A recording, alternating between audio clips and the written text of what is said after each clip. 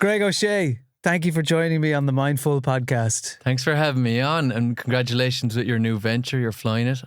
Same to you, and I can't wait to dig into the stuff that you're doing at the moment because I love it. Yeah. I'm an avid subscriber. I was doing a Pilates class with you.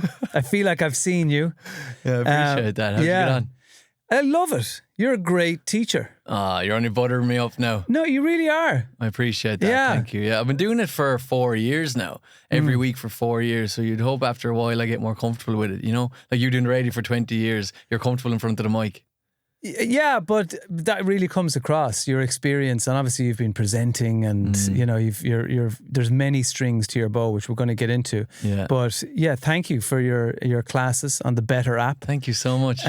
Really love it. Yeah, and just accessible, and it's not. I didn't feel like, oh God, I'm out of my depth here, which is always the thing that people fear. 100%. Yeah, and I think that's a roadblock with me creating a fitness app. That my CV has Olympian and Ironman on it, and people are like, oh geez, I couldn't train with him. And I try and just take all the best bits and just dumb it down and make it really easy for the everyday person who just wants to stay fit. But it's just getting people to see that. And then when you go on, you're like, oh, it is him in his living room doing the exercise with me. And it's like, that's what's helped. And over time it's happening and people are starting to get involved in it, which is great. What do you think the greatest gift that exercise has given you is? It's a great question, straight off the bat. Exercise, for me, I feel is absolute non-negotiable. And I always do this metaphor or analogy where if you could put the benefits of exercise into a pill and you sold it, it would be sold out across the world. You would not be able to get it. It would be completely gone off every single shelf. The mental and physical benefits you get from exercise, from just putting yourself in that zone. And you're not talking going doing a marathon. Like everyone's crazy about running at the moment. It's literally just getting your heart rate elevated and get into that sweaty zone where you're kind of struggling to have a conversation. And that's it, 2 or 3 times a week. And that's all the exercise people need. But people aren't willing to do it. They're not bothering their arses. And that's why I've given it a massive chunk of my life to show people how to exercise, but also just for myself. If I don't exercise for 2 or 3 days, Dermot, I am a terrible person to be around. Like my partner can see it in me. She's like, you probably need to go do a bit of training. Like I know it myself. I just get so anxious. Like the smallest little things, like say if I have to do laundry, it will just piss me off so much because I haven't done my exercise and I'm just not the person I usually am. And what it is like calms me down. If I do something hard, like a hard workout, it just helps me reduce that anxiety and it reduces that stress because I put myself into that stress zone. Then I'm getting very scientific with it now, but your brain then releases stuff to counteract that, and it releases endorphins to make you feel better. So then as you go further into the day, nothing's going to affect you as much because you've done that workout and you've released that hormones and you feel better about yourself. You have the dopamine reward, and that's what I've come to realize over time, that if I don't access that part and get that free gift that's in my brain, it's all free to everyone, all these endorphins, you just have to access them, and it instantly makes you feel better. What's the last bit of exercise you did? Yesterday, I did a swim session in the Olympic pool down in UCD, and it was 2K swimming, and I hate swimming so much. Like I saw that on your social media, and I really admired the post because you were out on a beach. It didn't look like a particularly warm day because we don't have those anymore. And you were zipping up a wetsuit and you were heading out into the ocean, and it just looked like one of those days where you're like, you know, when you see people out in the waves and you're like, what's that lunatic doing? Yeah. It looked like one of those days. That was me. And I was really surprised because I was expecting a kind of a, hey guys, get after it, loving the swim. And you went, I absolutely hate swimming. And off you went. And I love that. It was the real... I'm obsessed with David Goggins. Yeah. He's a legend. Former Navy SEAL who's like a motivational... God, he's more than a guru. He's like a motivational Jedi, full of self-loathing. Yeah, he's definitely the top of the mountain. Like, but you can actually take stuff from him. Do you know what I mean? Exactly. He's extreme. But he goes on about embracing the suck, and embracing those hard things. Yeah. So I love the fact that you were heading out into the ocean, and it wasn't, living the dream, guys. It was, I hate this, and off I go. But this is where a lot of people fall down because we do the things that we like. Exactly. Yeah, 100%. Like the whole context behind that is that I'm training for triathlons, and obviously a part of that is swimming. And I'm not a good swimmer. I've never been a good swimmer. I've never gotten lessons. I'm just able to kind of get around like you would have been. Do you know what I mean? Everyone just figures it out. And I've managed to do an Ironman, so I must know what I'm doing, but I could be doing the wrong technique. And I've just find it very hard to improve at swimming. And the only way I kind of find you can improve without getting lessons is just time in the water. But then also you have to be in the sea. So you have to get into the sea and it's cold and there's waves. And it's just, I don't want to do it, like, you know, and that's the reality of it. And I feel like on Instagram and TikTok these days, people are just showing you how amazing their runs are and how amazing their sessions are. And it's just unrelatable because they're not showing that the 10 minutes before that, they were dreading putting on their shoes to go out the door because it was raining, or they didn't show that halfway through they had stomach issues and they had to run into the nearest cafe and like go to the toilet. Do you know what I mean? They're not showing the real side of it, and I feel like that's missing a little bit. So my partner was sitting beside me and she was like, well, why don't you like put up a video about how you're not enjoying this and be honest about it? And I was like, yeah, I probably should do that. And I've kind of done a lot more recently, giving people the honest side of it. And you mentioned David Goggins there. A big thing I took from his chat, he did with a guy called Andrew Huberman. They talked about the anterior mid-singular cortex. It's an area of your brain, doesn't really matter the name of it, but it's an area of your brain that's a lot of research has gone into it, and it's like associated with willpower. So it's bigger in people with more willpower. So it'd be massive in David Goggins, and it's linked with longevity. So the way you grow it is you do things that you don't want to do. So you get up in the morning, and if you want to go do a sea swim, it's not going to get bigger. But if you don't want to do a sea swim, but you go do it anyway, it's going to get bigger, and it's automatically related to willpower. And you can use that and you can hone in on that and use it a bit more, and you're more willing to be resilient and get through things and just go through a challenge, which has really stuck with me because most of us, like, I'm sure sometimes this podcast, even though you love it, it gets really hard sometimes. You're like, I have to get a guest, I have to prep, I have to go in and do this, I have to do that, I don't really want to do it. But once you do it, I bet you feel awesome afterwards. Of course, yeah. And I guess, you know, my life for the last 6 or 7 months has been, I guess, working that part of my brain because I'm out of my comfort zone so much. I mean, in a radio studio for 21 years with your best mate, does it get much more comfort zone than that? You know, your feet up on the desk, you're watching fail videos while the music is playing and you're just making each other laugh. You know, that was super comfort zone. Yeah.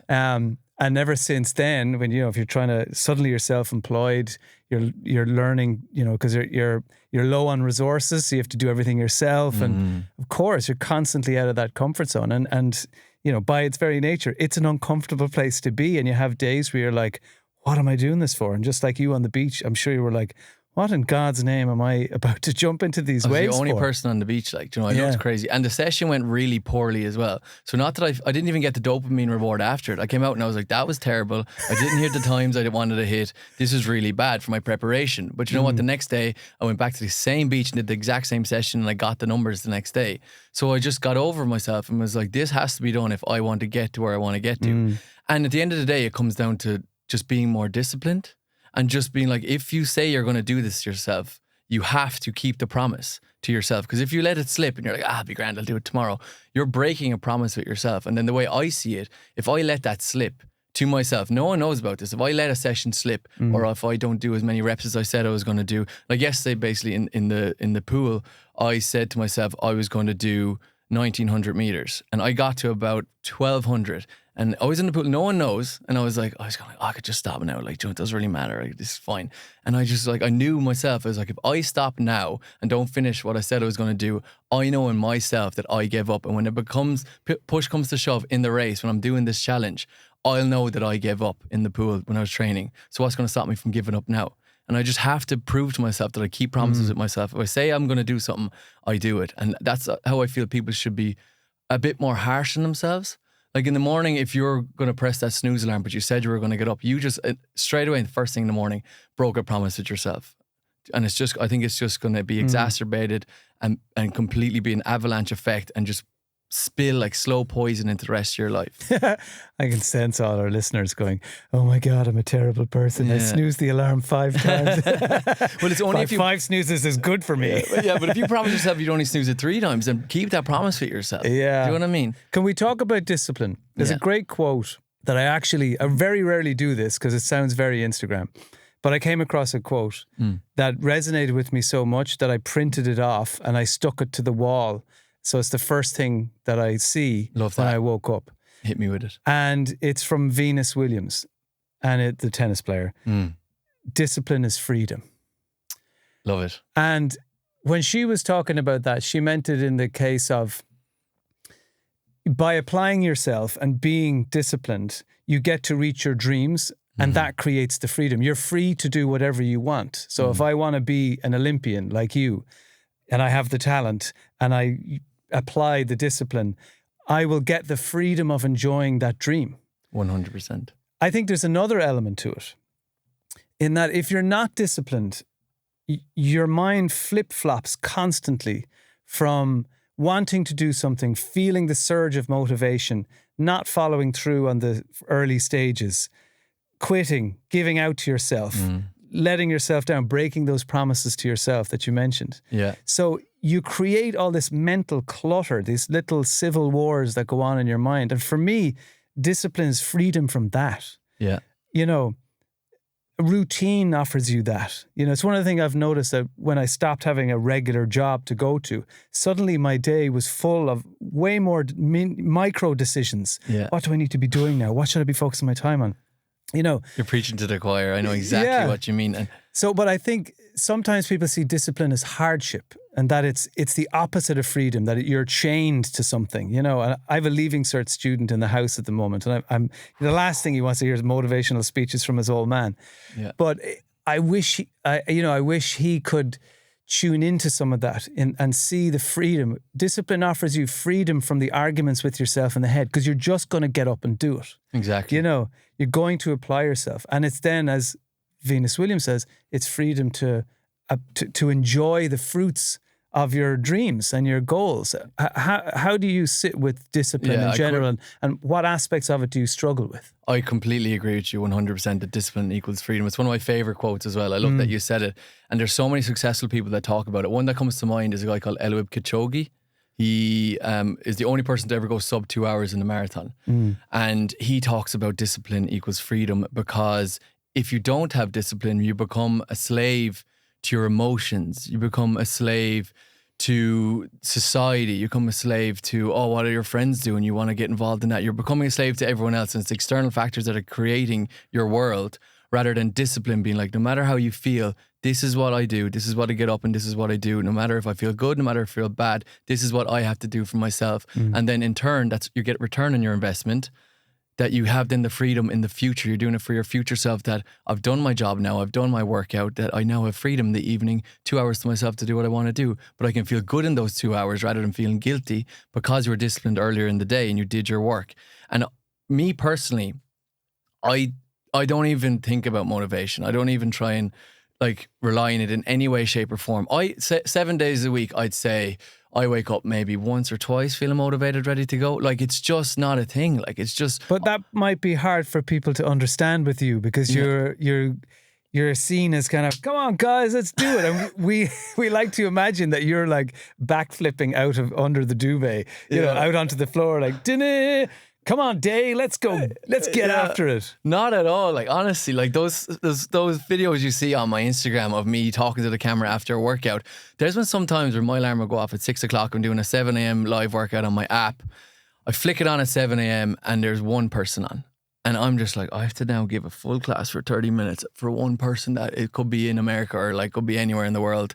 But I just turn it on because it's my job. I have to do it. That one person has turned up to do a live session with me at 7 a.m. and I'm going to give them everything I can. And then afterwards, I'll be so buzzed because I've now released those endorphins. I've gotten the dopamine effect from doing what I said I was going to do. I've kept the promise with myself.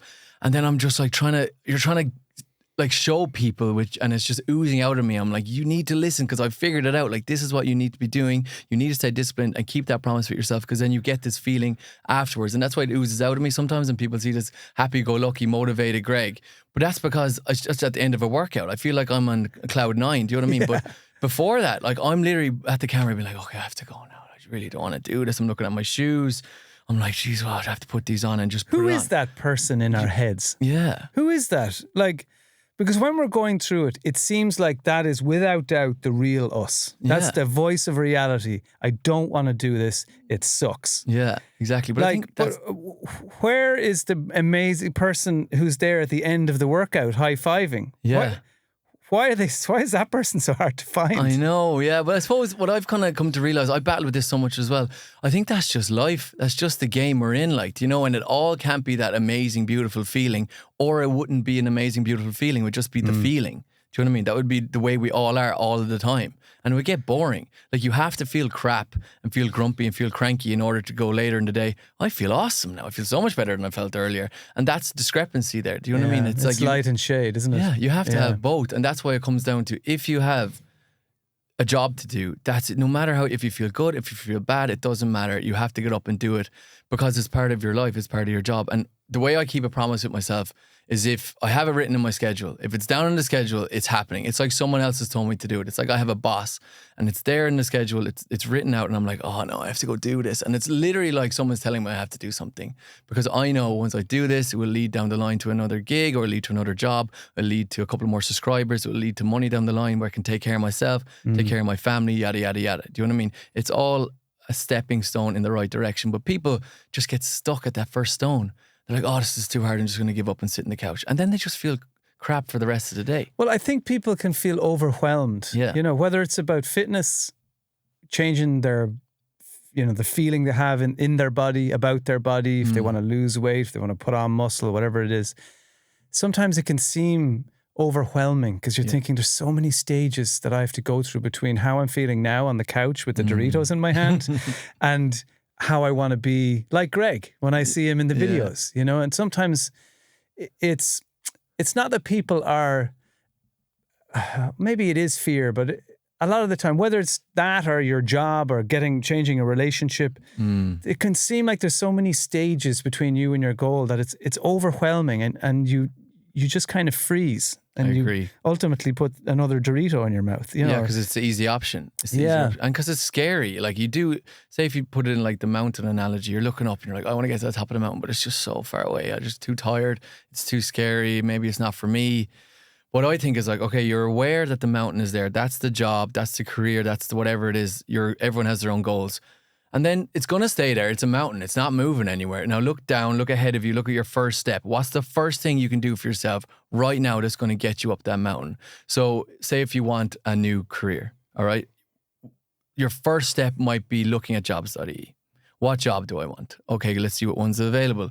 It might be writing an email. You go, I hate all these jobs. Yeah. They seem like work. And I'm going back to bed. Or it might be writing that email. Or it might be, if you want to start working out, it might be seeing what price ranges of gyms or personal trainers are in your area. And like you've done one thing to step up that mountain. You're a little step further than you were 2 minutes ago. Yeah. And celebrating that win. Exactly. And not going, oh, well, that's only just one tiny thing and I have another 50 things. I guess it's celebrating the little victories along the way. A win's a win. Yeah. And I've come to realize that, and you probably realized that with how much success you've had. You've had your book, your podcast, your tour, your 20 years on radio. I've come to realize as well that a win's a win. Even if I end up doing a 5K and it's the time I wanted to do and I have it done, or I do an Ironman, it's still the same dopamine release and still the same endorphin release that I have, that my body still feels great. I'm like, a win is a win at the end of the day. You've done something, you've achieved something. Your brain can't really like decipher between this goal and that goal. It's all a goal that you managed to achieve. And I've come to realize that. And now I like pushing myself because it gives me purpose. And I like to see what kind of demons I can battle in myself. And that's more of like an individual thing of like proving to myself I can do something. And I think if we did want to go into more of that myself, I think it stems from the fact that I was labelled the Love Island boy and the guy that won Love Island. And I'm like, I'm so much more than that. And I know I am. So I'm proving to myself that I can do all these things that are on the surface objectively really hard things to do, that people just say, this is hard to do. If you do this, you've proven your character and you're a person that's worth something. So I've done that to myself to go, okay, I knew it. I knew I am better. I know I'm better than that. I'm no more than a Love Island boy. So that's why I'm really intensely in that world. And it's more of like a deep battle I'm consistently in with myself. And I'm winning it. But how do you know you've won? How will you know? There's something that you're doing all your life. Like. That's the other thing I've come to realize is that there's no finish line for this as well. It's just consistency. And you have to go at it every single day. And you've probably realized this with all the successes as well. Once you get to the finish line, you're kind of like, oh, all right, so that's done now. All right, cool. And you're like, all right, what's my next thing? And you just move on to your next thing. the finish line is great because that was your goal. It was a place for you to work towards, but it's the time you put in getting to that goal is what actually matters at the end of the day. And I'm trying to come out with a different way of putting that because it's so wishy-washy and cliche. It's the journey, man. Yeah, it's the journey, bro. Just enjoy the journey, which is true, but I wish there was a better way. And you're the man with words. Maybe you can come up with a better way than me. But you need to fall in love with the grind of it, like, because that's what it is. And I keep knocking these things out of the park and then I go, what's my next thing? So I need to just go, I'm just enjoying the grind and consistency of having something to go towards every day. I did come up with a phrase this morning while I was thinking about talking to you. And it's interesting that you're talking about I'm more than the Love Island guy. When I look in, when I see you going through something like Love Island, I see that as more impressive almost than an Ironman. Really? You know, that I see, the phrase I came up with was Coliseum of Judgment. Oh, and that's what that show is, and that type of show. That you put yourself into that arena, that Coliseum with the baying crowd. And it's not lions or Christians, you know, you're dealing with. It's nearly but worse, it's the slings and arrows of judgment, you know, from people online and the people I know that when you came out of the show, you were even being judged by agents and like what the hell are we going to do with you? What, you're you want to go to the Olympics and you look great with your shirt off. What are you, man? You know, and you're getting this constant judgment from people who don't know you. Yeah, I agree with completely. It's a lovely way to put it as well. But when I made the decision, I was very naive. I was wet behind the ears and I was like, this is just a cool show. I was like, this is a good opportunity. And I managed to win it, which is fabulous and has given me all the opportunities I have now. But that world chewed me up and spit me out like so badly. I don't think anyone's been cancelled as much as I've been cancelled off the back of that show. Like hundreds of thousands of people have unfollowed me and abused me and everything. But that comes with it, and I'm not giving out about that. I chose to go down that path, and that was a possible route it could happen. But I don't think you were expecting that. I mean, I guess it's difficult for the rest of us looking on. Yeah. We know you've been through it, and we know that it wasn't pleasant after it, to put it mildly. But people still think, yeah, but it was great. You won Love Island. Yeah, that's all they see. Yeah. Even like I was at a concert there on the weekend, which is 4 years after the show, like a long time, right? And someone goes, "You're Greg from Love Island, right?" And it's like, I might as well turn my birth cert into that. And I'm not trying to forget it because you'll always be Dermot from Dermot and Dave. Do you know what I mean? It's like, it's just the way it is. That's how people know you. But it's just proving to myself that I am more than that. And that's what, it's a battle within myself. But the beautiful thing that's come out of that tough couple of years I had after the show is I've so much more empathy for people now. Do you know what I mean? I'm not that guy that thought he was a great thing that's going to go on Love Island with the skin fade and thinks he's the man.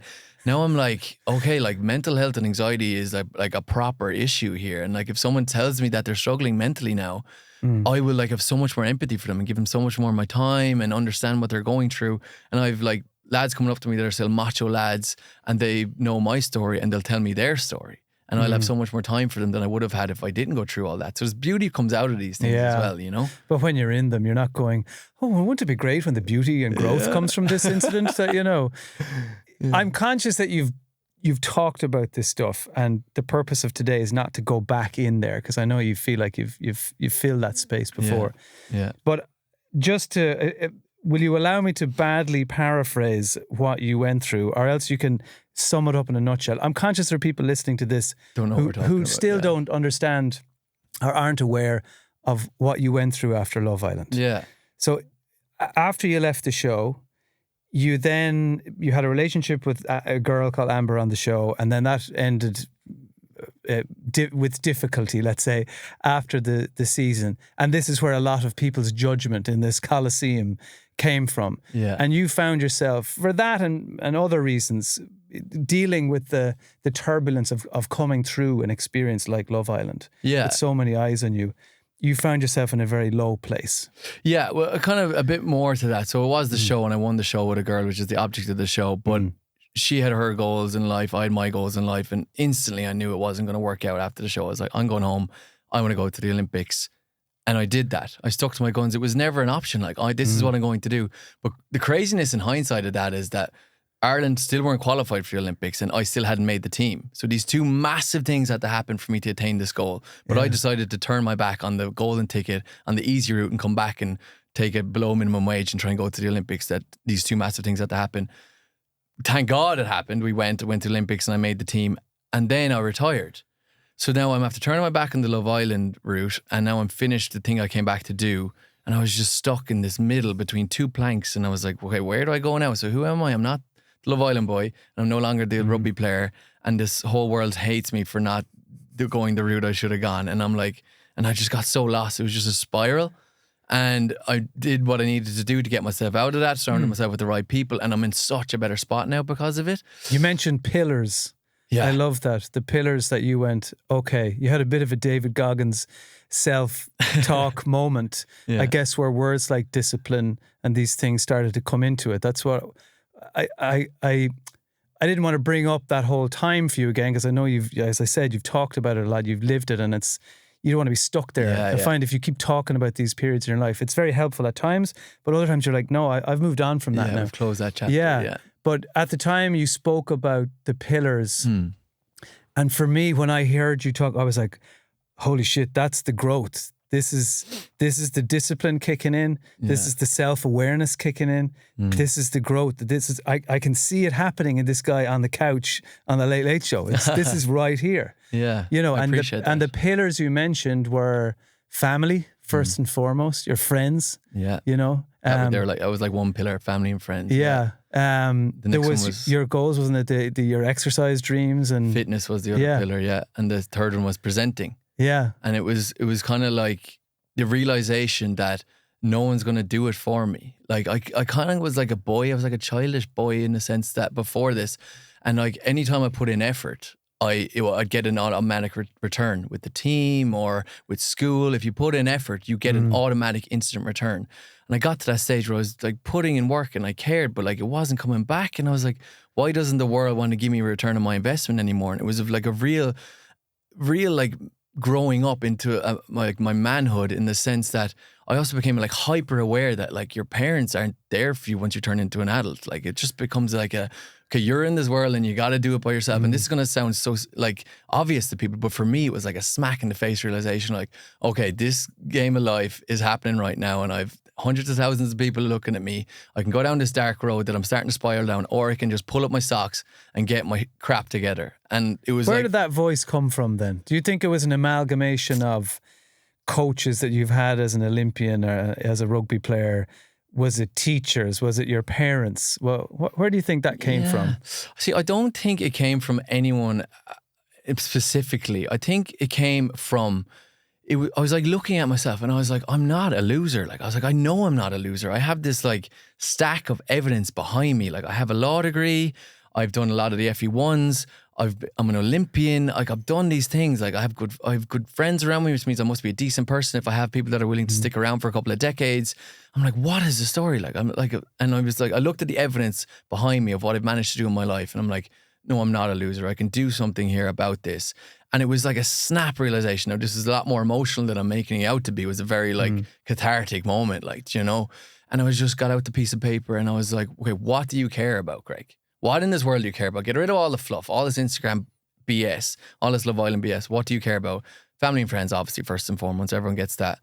Fitness, which is like a non-negotiable for me, which we spoke about that at the start of this. I was like, but how do I monetize that? Do you know what I mean? I can't just say fitness. Like, how do I make something out of that? And then presenting, I was lucky enough off the back of the show to get opportunities, but I was like so raw, like, do you know what I mean? And I was like, I need to get better at this, and I need to find jobs that are willing and able to take someone like me on. So like World Rugby allowed me to come in and do some commentating because I obviously have knowledge in that area, and I had other shows along the way. So it was kind of just But you kicked all those doors open yourself. Yeah. And it was like, okay, no one's going to come to this door, Greg. No, like it's not happening. And you understand this now that you're like creating your own stuff. You're not. Well, I fantasize about some magic mentor who's going to come into my life and go, okay, I've looked at all your stuff.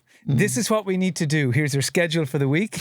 You just turn up. Even today, I was standing out in the street just having a coffee going, God, I wish someone would come in and help me with all of this. Yeah. And just tell me what I'm meant to be doing. Because you probably so I can stop second guessing myself. Yeah, I fantasize about my research team and radio and all that stuff. Exactly. So that was it. It was basically No one's going to do it for you. You understand it. I understand it.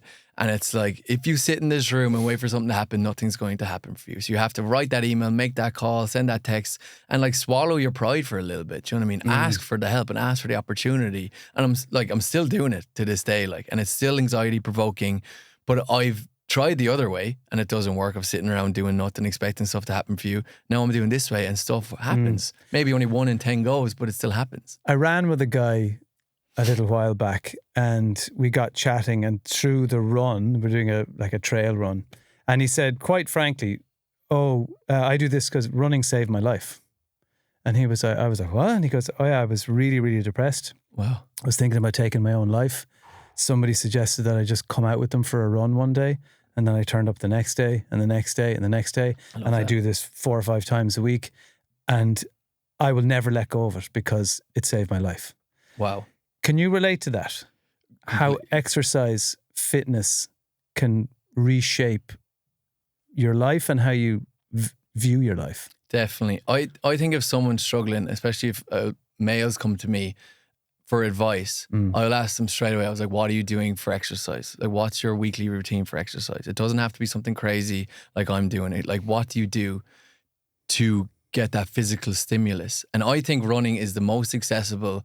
It's basically all you need is, the only cost is a pair of shoes. Other than that, just get out the door and go for a run. And you get the biggest bang for your buck because it's basically a full body workout because you're upright, you're moving every muscle to propel yourself forward. It gives you a cardiovascular workout, it gives you cerebral benefit as well. It's everything that you need in one go. But not everyone likes running. So I'm like, if you don't like running, don't do it then. I'm like, find a thing that you love. You might love golfing, you might love fishing, you might love swimming, whatever it is. Find what you love, because you're not a professional athlete anymore. Or that's speaking to myself there. You're not a professional athlete maybe ever, or you're not right now. And you're not a soldier. You don't have to do what you're being told to do physically. Do you know what I mean? You can go out and pick any activity that you enjoy, that you don't hate, and just schedule it into your week. And it's going to it's guaranteed to give you that physical benefit, which in turn gives you that mental benefit. It's all a holistic approach. It's all connected. I know you understand this. You need to find something, put it into your week, and it's a non-negotiable promise to yourself. And it's going to give you that feeling that guy found out. He got that dopamine reward that I've told you about, that you get from achieving something. That he set himself a goal of doing 3 or 4 runs a week, and he's getting that hit back, and it's making him feel like life's worth living. It's giving him that purpose. Do you know what I mean? It's finding that purpose that works with your life. I think that's where people go wrong as well. They see all these Instagrammers, and I'm involved with all the posting of Stravas and 5Ks and marathons. Like, forget about it. You don't have to do that. Just find what you want to do. It might be a walk down the end of the road. That's enough for you. Do you know what I mean? It makes you happy. You don't hate it. Then do it. Yeah, that's what I like about your classes. Yeah. You're online. You don't feel like you're suddenly in one of those intimidating gym classes going, oh Christ, I've bitten off more than I can chew, and I don't want to jump out of the class or they might see me leave. You know, well, I was watching a recorded one anyway, so on my own time, so it's easy. But yeah, exactly. It's intimidation free. Yeah. You know, you have done so much in the sporting arena. You know, you came up through the Munster Academy, played for Shannon, you represented Ireland at sevens, the World Series, the Rugby World Cup sevens, and the Olympics. Yeah. You know, to name but a few. What do you understand about fitness and exercise as a professional athlete, and having gone through that the rest of us just don't get? I think the biggest thing that people don't understand is that it's delayed gratification, if you know what I mean. Like, it's not going to happen instantly. It's not, if you start working out one day in the gym, you do an hour and a half, and then you look in the mirror, you're going to look the exact same. A week later, if you've worked out every single day for an hour and a half, you're going to look the exact same after a week. You might feel a little bit better, you're going to look the exact same. It might take a couple of weeks, it might take a couple of months. You need to stick with it. Like, it's not just going to happen for you. You need to make it a part of your routine. It has to become a part of your life. And day after day, 1% after 1%, it all adds up in the end. And then one day, 6 months down the line, you look in the mirror and you'll be like, I look pretty good. The jeans don't fit me anymore. Do you know what I mean? I feel much better in myself. I feel lighter. I feel happier. I find that I like to parade around shirtless in front of my wife. And even at the weekend, we were away for the weekend in a hotel, and I was standing in front of the mirror, you know, I'd been to the gym and I was feeling great, you know, and I turned to her and I said, geez, there's nothing like a good downlight for definition. And I'm there posing, 100%. you know, and I just love those moments. I mean, they're silly, you know. She, of course, you know, is looking up from her Gloss magazine going, yeah, you look great, yeah, fair play to you. You need that, though. She just humours me as I sort of parade around going, if she's not listening, then I go to my kids, and I'm in great shape. I've passed 50 for God's sake. Look at me. You are in great shape, in fairness, you know. Thanks. I wasn't fishing for compliments, but no, you know, but what I find a lot of the time, and I think meditation and physical exercise are very similar in that you might be going through the motions. You've started to exercise discipline. You've started to turn up. You're doing those things that suck. You're embracing that suck. You know, you're putting on the trainers. You're turning up at that 6:30 gym class in the rain, whatever it is. And you mightn't feel like you're getting many places, but suddenly somebody in your day says, what's going on with you? You seem in great form, you know. So meditation, I find that people go, how long will it take to work? How long will I notice a difference? Exactly. Like you might notice a difference straight away. You're obviously going to feel better because science tells us that's what it does. But you'll probably find that someone else says it to you. It says, you seem to be, what are you doing? Yeah. There's something about you that they can't quite put their finger on, but there's maybe an extra light in your eyes. Yeah. You know, maybe it's just a smile on your face for that little bit longer. And I think in exercise, it's quite similar too, that you may feel like, you know, you might be harumphing at yourself in the mirror because you feel like, I can't see any visible changes. But someone else will say, geez, you're in great nick. You know, what are you doing? And you're like, oh, really? Oh, Exactly. I was just giving out to myself up my love handles a minute ago. Oh, okay. Yeah. Sometimes we don't see that change because we're in it. 100. I couldn't agree with you more. And a big thing of that is pay that compliment to that person that you see and you see them light up. Like they need to hear it because, as you say, we're with each other every single day, 24/7. But the other thing with that is you're saying we're giving out to ourselves for our love handles and how we look and how we feel. But you need to be your own number one cheerleader. That's another big thing that I always relay back is that you are with yourself 100% of the time, 24/7. Dermot is sitting with Dermot every single day in the car, on the toilet, in the shower, at work. So why would you be beating yourself up like? Do you know what I mean? It's like your best friend being with you 24/7 and you're just talking crap to him all the time and telling him how bad he is and that he needs to be better and he's not good enough. He's not going to be your friend for very long. Do you know what I mean? So I always try and remind myself, I'm like, yes, we're in this together. I kind of talk to myself in the third person. I'm like, we're in this together now. We're getting this done. You can do this. Let's that pool thing in the session yesterday where I was dying. I was like, we're doing this. We're going to do the full distance. We're in this together. So let's go. Come on. We're in this and you can do this. Like I speak to myself literally. It's a bit crazy, but it works because you have to be your number one cheerleader and pull yourself through it. Stop putting yourself down, man. Enough people are putting you down. You go on Instagram, you look at these beautiful models, you feel crap. And like there's other people saying stuff to you. Like everyone's just at you all day. Like you need to be the person that you can rely on yourself. And that's where it comes back to the promises as well. That you hold promises with yourself. How do you make sure, and this is something I struggle with, how do you make sure that the voice that's holding you to account, the get your ass out of bed, come on, you know, don't give up, get with it, no more snoozing, you know, you're being lazy, get your butt out of bed. Yeah. How do you stop that voice, which requires a bit of hard on yourself tone? How do you stop that amping up too much where you're kicking the crap out of yourself and nothing's ever good enough? And sometimes you see people going to the gym like, you know, obsessively because that voice has gone into overdrive. Yeah. How do you know that balance between being hard on yourself when it's required and being kind to yourself? Because it can go the other way. You're like, I just need to be, we've talked about this on another episode of the podcast, you know, self-compassion, self-kindness, having a kind voice. But sometimes that voice can just be like, go ahead, eat the cake. You deserve it. You know, don't get out of bed. You need a lion. Yeah. You know, what are you being so hard on yourself for? You know, it's raining outside. You work hard. You deserve the rest and the cake and everything else. How do you manage that balance? Oh yeah, it's true. And the thing is, I feel like we're always going to have both shoulders. There's going to be one fella on one side saying, "Come on, let's go. You have stuff to do. Get up out of bed." And the other side is saying, "No, you can stay in bed, press snooze."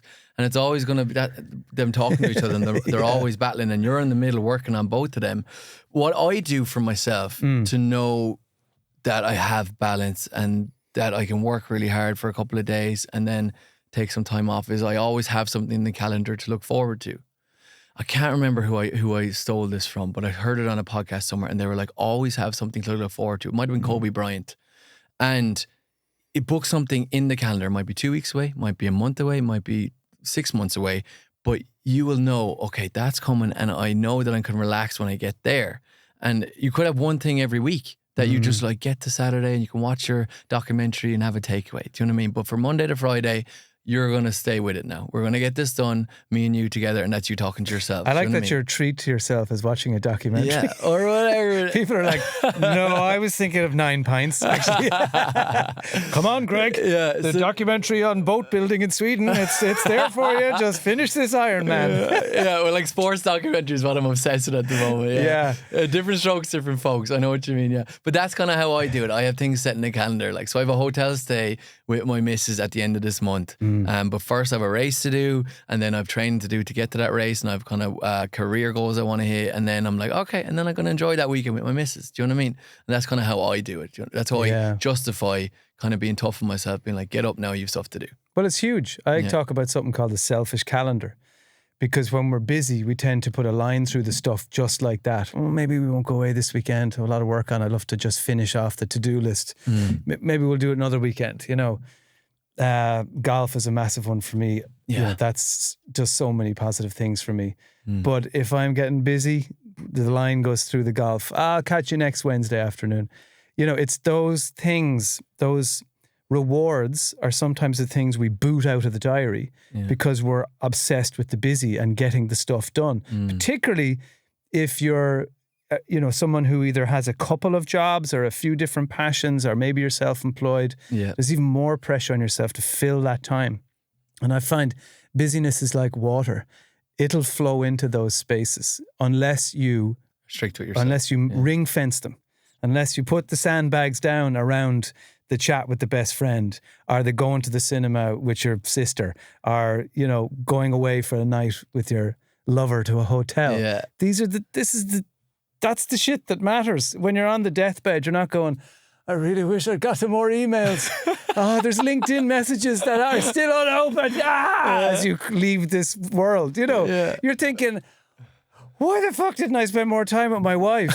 You know, why didn't I play golf with my buddies? Why did I say no to all those trips away with the lads? You know, that's the shit you're going to regret, but that's the first thing that disappears from our diary. You're dead right. And I'm only 29 now, and I'm painfully aware of getting to that stage in my life where I'll be like, I should have spent more time with my partner. I should have seen the lads a bit more. Because everyone speaks about that when they get to that age. They're like, you should have spent more time doing your passions and being with people you love. And literally everyone says it. I'm reading a book at the moment, 5 Regrets of the Dying. I know that book, And like literally everyone's just saying the same thing. And it's like 20-year-olds with fatal diseases, or 80-year-olds that are coming to the end of their life, or whoever it is.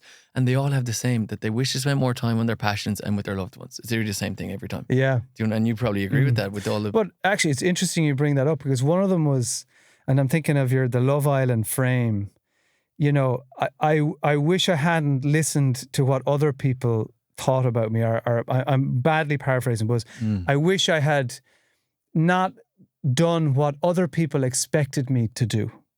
So in terms of, well, my dad wanted me to be a lawyer, so here I am.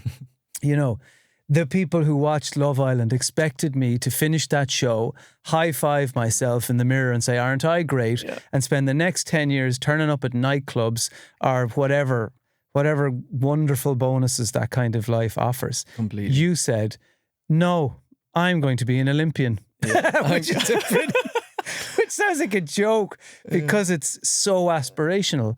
And you turned around and went, and I'm not even on the team. But I went team hadn't even qualified. If ever there was an example of living up to those, you know, those top 5 wishes of the dying, you did it. You didn't listen to what other people's, you know, expected of you.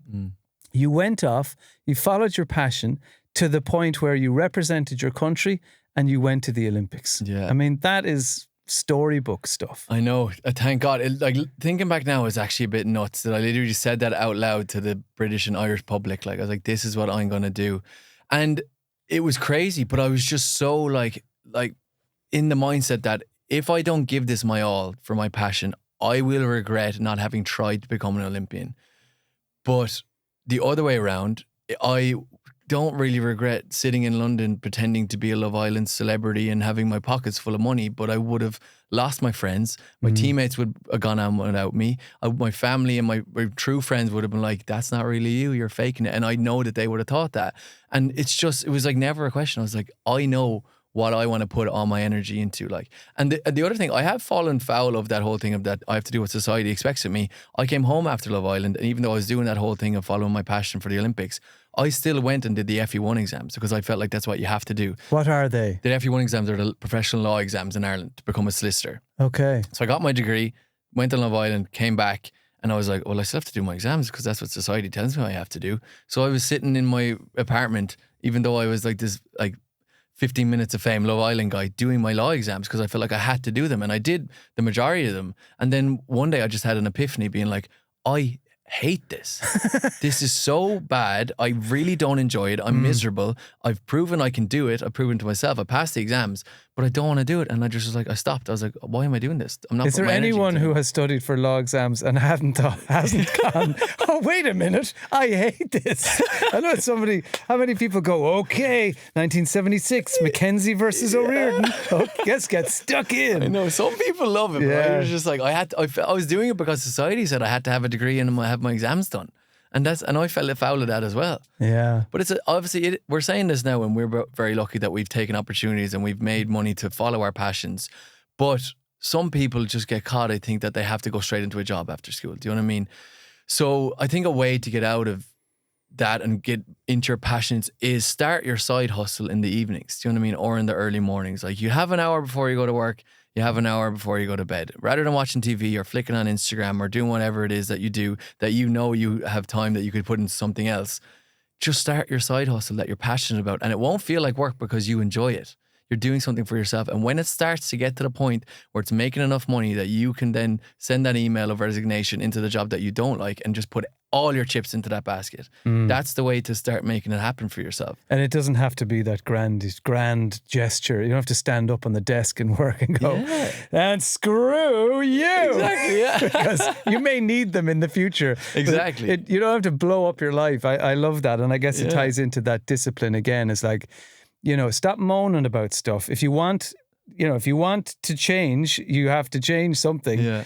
And maybe it is that hour of just working on something you're passionate about and starting the side hustle there. Yeah. And one thing I've heard recently as well, which was really good, I wish I came up with it myself, but it was like, your situation is your situation. It's what it is. You picked that partner. You had those kids. You're in that house. You have that life, and you might be complaining about it all the time. I know at your start of your podcast with Ryan Hennessy, you talked about everyone saying, oh, I'm wrecked.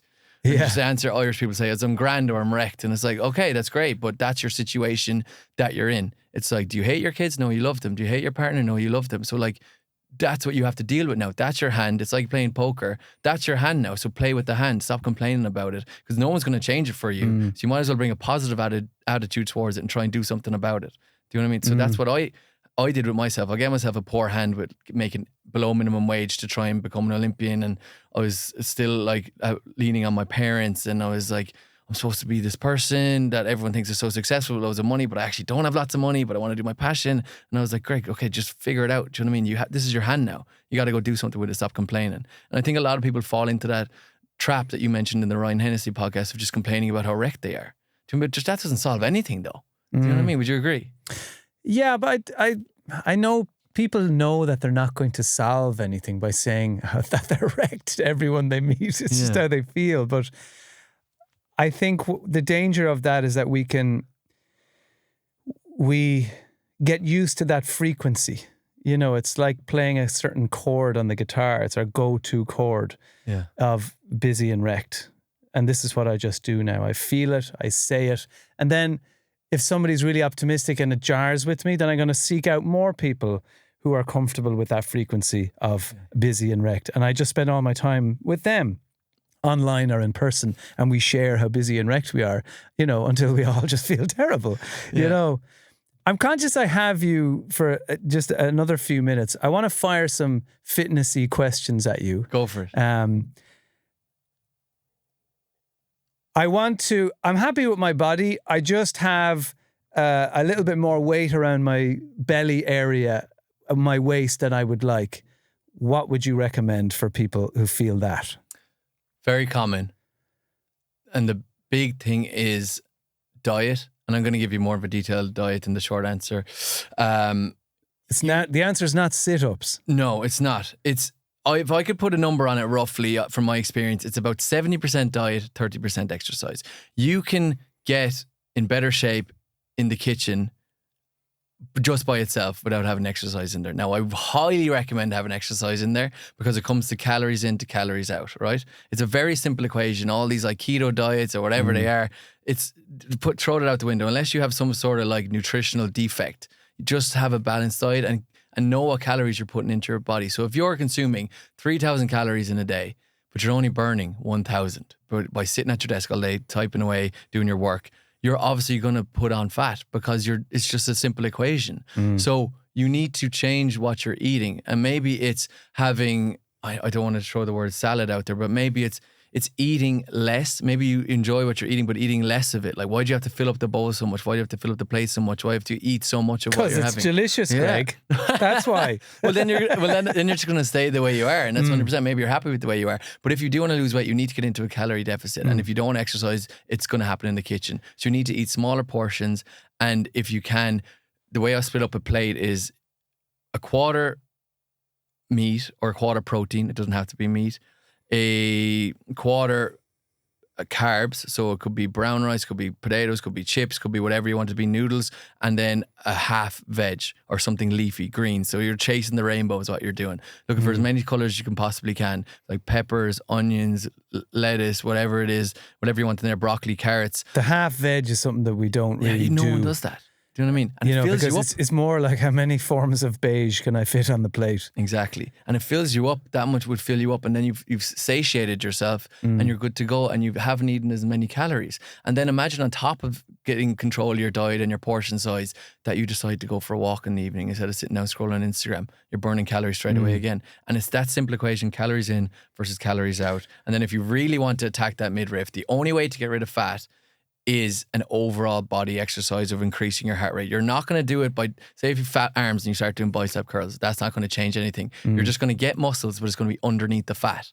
You need to burn the fat. And the only way to burn fat is doing an overall exercise, as I mentioned. So it might be going for that brisk walk. It might be doing a run. It might be going on the assault bike or the elliptical, whatever it is. You need to get your heart rate up enough to then it burns fat overall. It's the only way to do it. And then I did Kilimanjaro recently. Yeah. And there was a perfect example of that. I like to throw that into conversations. It's amazing. When I was on Kilimanjaro, but we burned roughly 6,000 calories a day, and you're just walking. We were probably eating 1,500, 2,000 maybe. So when I came back, I had never had a flatter stomach in my life. Yeah. And that's because just the weight falls off. Case in point, but it falls off. But it wasn't overall. sit-ups, Exactly. It wasn't crunches. Another hypothetical question for you. I'm a bloke. I want big arms. What exercises do you recommend? I want to look good in a t-shirt. Well, if it comes to muscles that you want, you have to work the specific muscles then. It's the contrary. So if you want big shoulders, big traps, big arms, you have to work on those arms and you have to stimulate them with weight. So you could be doing body weight stuff, which is grand. It will tone them up and you look really, you'll look shredded, but it will be like toned. If you want them big, you have to stimulate them with heavier weight. So you have to lift something that's heavier than just your arm. And you have to do it for reps and you have to do it repetitively in the week, not just one single session and then not do it again for 2 weeks. You have to do it at least 2 or 3 times a week. And whatever it doesn't have to be a massive weight. You just have to be picking up something that's heavier than your arm to then stimulate the muscle to then grow to deal with that heavier weight. And then you have to couple that with protein. It comes down to the simple biology class back that we're all doing for Leaving Cert. It's like you have to put protein into your body in order for the protein to repair the damaged muscles. So how it works is you lift up a weight, it stimulates the muscle fibers so much that it breaks them. So the muscle fibers in your arm are now broken, which it sounds bad, but that's the way it works. You break the muscle fibers, then you have protein. The protein then repairs those muscle fibers, but increases them and builds them, and you become stronger. So how it works is, say if you have I know we have a video here, but for people listening, say it's a straight line, right? And then you lift weights and the line goes down because you're after damaging your muscle. You then eat protein, you eat properly, and you hydrate and everything that you need to do. And then it goes up above that baseline. And now you're a little bit higher than that baseline and you go again, you damage it, eat properly, it goes up a little bit higher again. And it keeps going up until the 2 points are then at completely separate ends of the graph at higher points. And that's how it works. And it comes down to consistency again. That's how you get the Jack Reacher arms, That's people. That's it. What do you find women come to you most with in terms of what they want to change about or introduce into their bodies or change about their bodies or how they want to feel? What do you come across the most? I feel like women are all battling with each other in the sense of who looks the best. And I feel really sorry for girls. And it's the same for boys, but in girls it's a little bit harder because you just go online and it's just like these beautiful Instagram models that it's not real. First of all, it's not real. It's the best photo they've taken out of about 100 photos, and they've edited it and they put it through two or three editing apps, and they're now posting it online. So it's the best part of their life, and it's edited, and that's what you're looking at, and you're comparing yourself to it sitting on the couch in your room in Dublin. Do you know what I mean? It's incomparable. And but I think intellectually people know this, but they don't accept it on the surface. Yeah, it's just damaging. So what I've done for that, and I've told my partner and I've told my sisters and stuff, is I've curated my social media. You can control your social media. So in the moment now, majority of people are controlled by their social media. They flick it on, they're seeing like horrific news, they're seeing beautiful Instagram models that aren't actually real, and whatever it is that's coming up on your Instagram that makes you feel bad about yourself in the middle of the day when you're having your lunch. What you can do is teach the algorithm to show you what you want to see. So for instance, if I want to see happy puppies dancing around, whatever, I will go and find one of those videos on my TikTok or my Instagram, and I will spend time watching it. I will repeat it. I will save it. I'll go on to another one that's the exact same. I'll repeat it. I'll watch it a couple of times. I'll like it. I'll save it. I'll comment on it.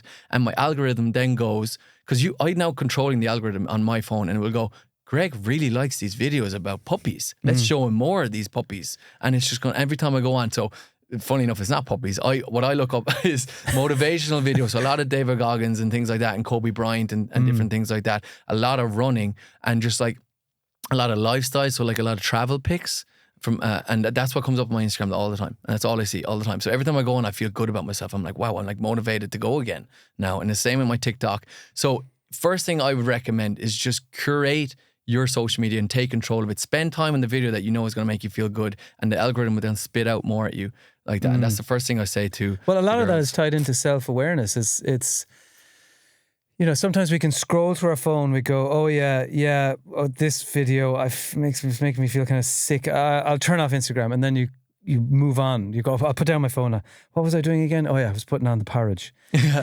Stop. Think, how did that little session of scrolling make you feel? Yeah. Then think, what were the videos that gave you that uncomfortable feeling in the pit of your stomach? And I try and do that. And a lot of it you'll find is comparison based. For me, I see someone who's maybe working for themselves. They've just put up an amazing video, and I'm thinking, oh God, I'm not doing enough content. Yeah. And I start to feel, I feel a bit, I'm probably not doing enough. And then I have thoughts of, I'm going to go and make 50 videos now, which is unrealistic.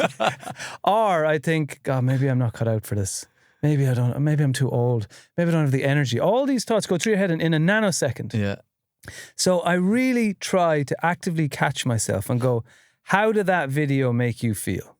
If it made me feel sick in my stomach, then I'm not following that account anymore. Yeah. If it made me feel motivated, you know, if it's Greg O'Shea and I'm watching him throw himself into the sea when he hates swimming, I'm like, yes, that made me feel, I had a different feeling in my body watching that. Yeah. So even if you just went by the needle, you know, of does the needle go up to, I feel sick in my stomach because I'm comparing myself, or does the needle go to ding, ding, ding, motivation? You get it. You know, 100%. and I love the idea that you would really actively, using self-awareness, curate your social media feed. Yeah. So you don't get caught in those circular cycles of algorithms that make you feel like crap. 100%. And if you're like, oh, but I can't unfollow these people. I'll see them in school or see them in work.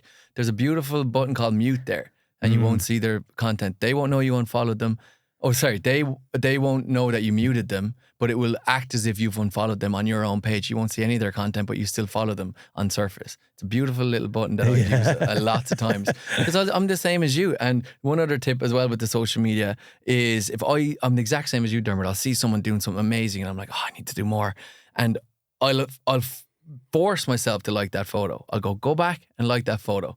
and comment on it and say, well done, whatever it is. And like praise that person for what they've done, because it's now inspired me to try and do something more. I'm like, okay, I can do more. Let's go. We can do more again. And like, don't hate on that person. They're just doing their thing. And it's really hard to do, but I'll literally scroll back up and I'll like it and I'll go, okay, well done to that person. Fair play. That's the world we're in. And I'll move on again. It's like an active thing I try to do with myself. Yeah. Yeah. It's tough though. Looking back at you a couple of years ago now, when you were struggling. Yeah. You've come through all that, the growth that we talked about. Do you ever get worried that, or have moments you think, oh God, I hope I'm not going back there? Because I remember when I spoke to my psychologist after I'd gone through a tough time, he was like, don't fall for those thoughts that you're going to have days where you don't win, you know, where you think, I'm actually feeling quite similar today to what I did back in the bad times. And he's like, never underestimate how far you've come. Don't lose sight of that. Because you're going to have days where you feel like you're taking a step back, or it suddenly feels scarily familiar to where you got out of. Yeah. And that always stuck with me. Looking back, are there days where you maybe sometimes feel like that, or think, oh God, I hope this isn't a step backwards? Or do you really feel like you've pushed through and you're excited? No, I definitely still do have those sporadic days where I'm like, this is the feeling in the pit of my stomach, and I'm like, oh, I hate this so much, and it flashes you back and I just feel so weak and helpless. But the beautiful thing is that, and you speak about it a lot, is the self-awareness to like label that feeling and be like, this is what this is, and now I have an answer for that. So if I wake up and I have this anxiety pit feeling in my stomach that I'm not doing what I need to do and I'm a failure, I'm going to go back to that feeling, I have things that I'll go through. So I have 5 things that I do every day that I make sure are on point. And if one of them slips, it usually leads to me feeling that way. So it's very simple. It's sleep is absolutely key for me. I have a band here. You can have loads of different types of things like this. This is a Whoop, but there's Aura rings. There's loads of things like that. And I'm obsessed with my sleep in it. But I try to make sure I'm getting around the 8 hours. But usually if I'm in bed for 8 hours, I'm only getting 6 hours sleep. And then only 2 hours sleep of that is actually restorative. And it breaks it down and I'm like, okay, I don't feel good today because I actually only got 30 minutes of restorative sleep and I was only asleep for 5 hours and I woke up this many times. But you don't need to be that crazy about it. But I'm very much... it can go the other way. I have one too. And I woke up this morning thinking, geez, that was a great sleep. I went to bed early, feeling pretty good. Looked at my Whoop and it was like, you had a 27% recovery in the red. Like I'd been out on the lash in a nightclub all night. Yeah. And I was like, oh, now I feel sad.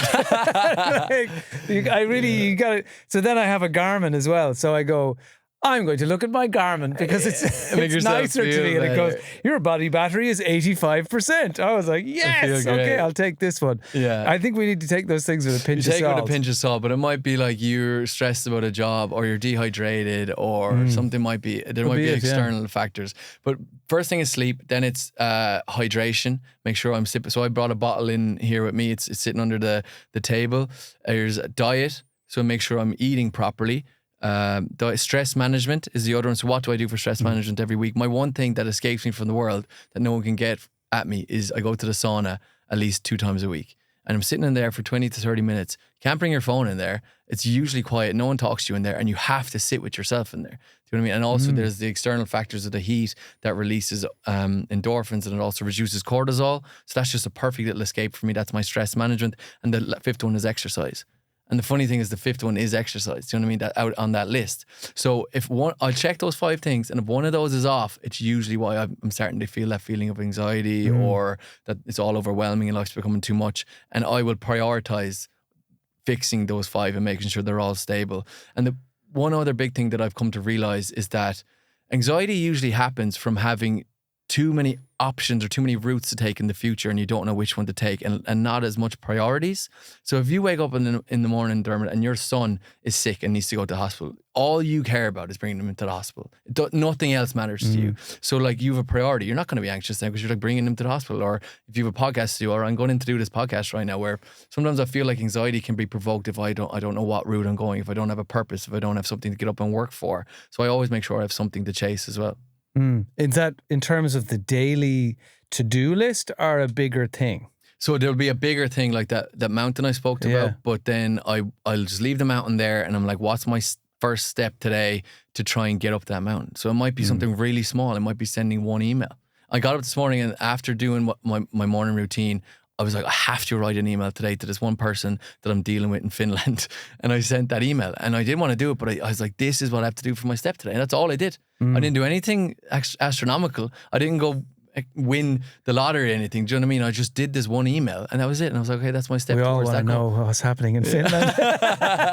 This shows I'm doing a job with a guy, and he's just difficult to deal with. Like, so it's Santa, is it? Up in Lapland, Santa. Yeah. I was 5. I never got the toy I wanted. Yeah, but I'm very conscious with me and you talking, and a lot of podcasts. Like, people listening, they're like, "Oh yeah, that's great for you and Greg to say, because it's so easy up on your high perches, and you're all just great and handy dandies." Like, no, we suffer with the exact same things, and it's not easy for us either. Like, we're just normal people that deal with all the same feelings and don't want to do it either. But we've kind of learned lessons from that, and that's what you're relaying with your podcast here, Mindful, is you're trying to show people how to do it and how to work through all these issues. And what I think is great for you is that you kind of made mindfulness cool, in the sense that, like, lads want to listen now. And I think that's why your podcast has done so well, is because lads are secretly listening to it. Do you know what I mean? They're trying to pick up those little nuggets of information, because everyone knows how good it is. They're just not sure how to access it. So I think that's what you're doing, and is really good. Well, thank you. That's exactly what I'm trying to do. And I love when men message me or stop me in the street and say, I've been trying that 16-second technique. Really, really good. They're probably saying it quietly to you, like, do you know what I mean? Because they're just like, or the missus left the book on my side of the bed, so I started reading it, and but again, I think it's that when people get something useful presented to them in a language they can relate to, just like your exercise, information. Something clicks, You mentioned your morning routine. What do you do every morning? So my morning routine is, I have a sunrise alarm clock. So it starts, so if I'm getting up at 7, it starts getting bright from 6:30 gradually, as if the sun's rising, because that's to do with the circadian rhythm. So I don't know if you want to delve into that, but like, basically, like, I just have crap curtains, so it does it anyway. I have blackout curtains, so I need the sun or the light to come up to mimic the sun. But basically, circadian rhythm in primal times, we used to get up at the sun and go to bed with the moon. And middle of the night, midnight, you're supposed to be asleep. That's how your brain works. And we haven't adapted to that yet. That's still how our brains work. So I try to mimic the sunrise and sunset to make it a little bit easier for me to wake up, for my body to wake up, and for all my systems to work together. So it's called your circadian rhythm. So I try to go to bed and wake up within around the same time every day. So in between 10 and 11, I try to go to bed, get up between 7 and 8. That's roughly, depending on what I have to do. You might have to move it a little bit, but like, that's kind of roughly what I do. Up in the morning, and I have an ice bath out in my balcony. I throw in 10 reusable ice packs, throw it in, come back in. I have an athletic greens, which is like a juice with like 70 different vitamins, minerals, whole food source nutrients. Throw that back. By that time, the water's gotten cold. I go out into it and I sit in there for 3 minutes. And having said this now, I don't want to do this. Like, I hate it every time. I'm looking at the ice and I'm like, oh, it's going to be so cold. I don't want to do this at all. It's 3 minutes of my day. It's one song. It's probably less than one song. Get in there and you get up and you feel like $1,000,000. I don't know if you know the science behind it. You're going to talk to Keith Barry. He'll tell you the science behind it, but it's basically free medicine in your brain. It's called dopamine, which I've mentioned, epinephrine and norepinephrine, which are just the mental terms for adrenaline. And it's like, it's not even a question. It's like, this happens if you do this. Like, your brain releases these in reaction to the cold water, and you automatically feel better for like 4 to 6 hours lifetime it has. And then you come back to baseline, and it's like guaranteed. So I'm like, I don't want to do this right now, but I do want to be in a good mood for this day. So I'm going to just jump into this. And that's what I do in the morning, and try and get, if you can, try and get sunlight. Very hard to do in Ireland though, in the early morning, get sunlight. And that's kind of the morning routine. Takes about like 10 minutes. Do you know what I mean? Yeah. And you're up and at it then, and then you go into your day. And it's really simple. And it's not a fancy ice bath. It's just a tub out on my balcony. Do you know what I mean? And that's easy done. It could be a wheelie bin. It could be anything. You could, and also you don't need an ice bath. Cold shower does the exact same thing. Yeah. Yeah. And that's kind of it. Greg, where can people find you? Where can they find all the amazing fitness programs and advice and information, and most of all, your enthusiasm and love of life? Because that's what really comes across. I appreciate with the stuff that you're doing. And I know you're still in the growing phase. Very much but I can see it's absolutely flying already. Where can people find it? Still trying to figure it out. My Instagram is just Greg O'Shea. I was lucky enough I have just my name and nothing else in there. And then my business is called Bettr, And if you want to get involved, 100% get involved. You train live with me every week, and I'm not just selling you a program. I'm literally jumping around my living room doing every exercise with you. And you managed to do one, which was great. I break it down in a certain way that I have. I did your arms and abs. Yeah, yeah. Unreal. Yeah. So I break it down in a certain way that I literally have 16, 70-year-old people and 16 and 17-year-old people doing it, because you just work to your own ability, but we're all doing it together. And I can't see you. You can only see me. So if you want to get involved, you need a bit of help, come get involved. I'm doing it anyway. Yeah, brilliant. And that's Bettr, Bettr. Yeah. Because if you're online with a cool business, you got to drop one of the vowels. Yeah. It's the rule. Do you know who I stole that off? I stole it off because of Chris Hemsworth. Oh, yeah. He has one called Center, and he has a CENTR. And I was like, that's pretty cool. I'm going to go better. Well, thanks, Gerg. Yeah. I know, it's kind of stupid now that I said it, but no, that's the way. That's what you got to do, and it's working for you. So keep doing it. Thank you so Greg much. O'Shea, thanks so much, man. Delighted to finally get to sit down with you, and really, really enjoyed it. I appreciate it. Two good Limerick men. Absolutely. Bye, the kid.